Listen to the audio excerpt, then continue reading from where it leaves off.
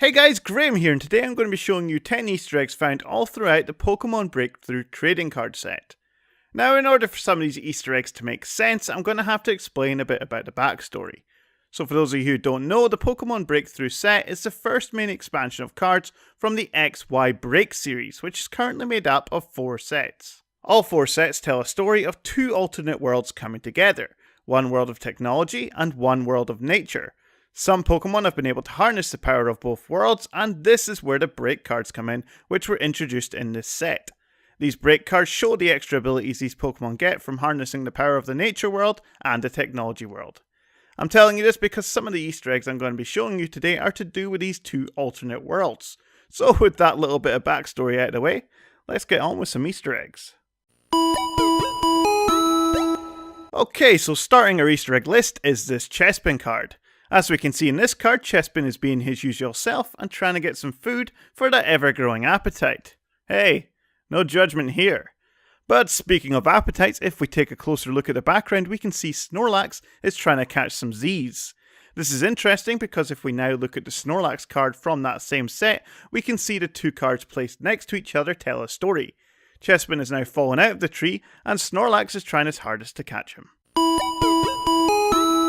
The next card in our list is the Froakie card. Here we see Froakie seems to be running on water, or at least trying to. In the background we have Frogadier spurring Froakie on, or taunting him, I'm not really sure which one. Now if we take a look at the Frogadier card, again in the same set, we can see it's his turn running on the water, and now Froakie is in the background. Although the 2 cards being linked is an Easter egg in its own right, this also could be a reference to the Pokemon anime episode where Frogadier teaches Ash's Froakie how to run on water. Okay, so now if you recall I mentioned these sets are based around 2 alternate worlds. One world of technology and one world of nature. Well, this is our first Easter egg that shows that. Yet again, looking at another Chespin card from this set, we can see that Chespin is picking fruit, probably for the farmer stood behind him. I believe this Chespin belongs to the world of nature. How do I know this? Well, because there's also a 3rd Chespin card in this set. Once again picking fruit, once again for the same guy, but things look very different. The walls have painted trees rather than real ones, the man is now wearing a lab coat and not dungarees, and there is technology all around them. This is the world of technology.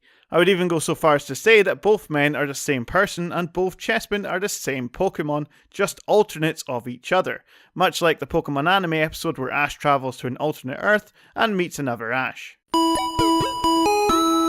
Continuing with our alternate Earth theme, here we have 2 Magnemite cards. One Magnemite who is in the forest with some children, and one Magnemite who seems to be in a room with some kind of futuristic wall. One clearly represents the world of nature and the other the world of technology. But the alternate world Easter eggs don't stop there.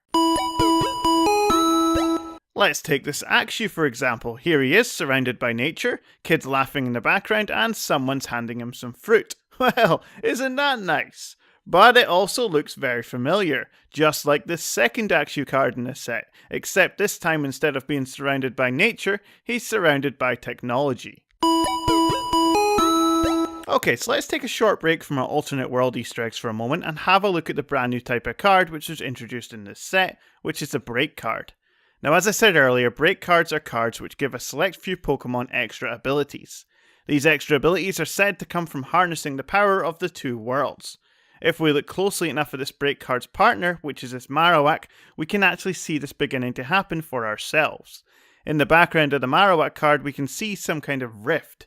This could be a rift between the 2 worlds opening to give Marowak its break ability.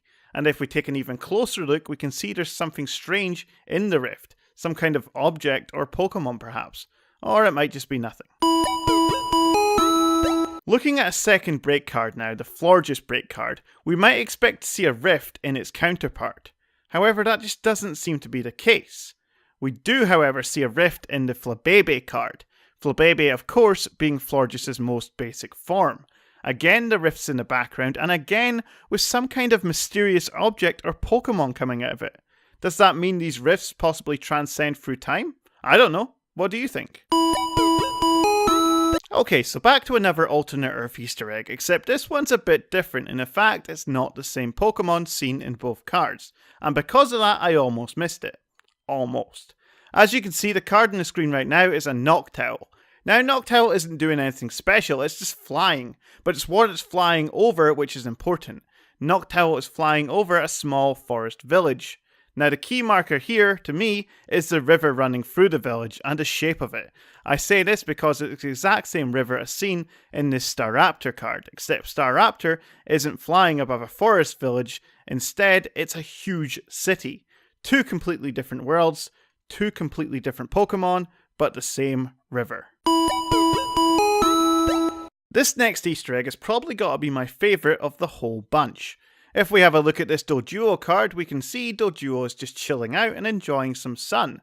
However, what's interesting is what's behind him, the mail van.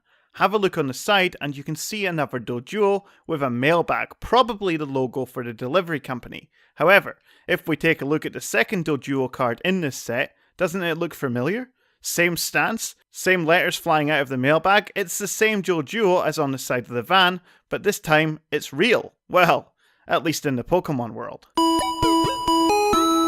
Finishing off now with another alternate Earth Easter egg, and I admit this last one isn't the most exciting, but it has taken me up to 10. Here we have these two Remoraid cards.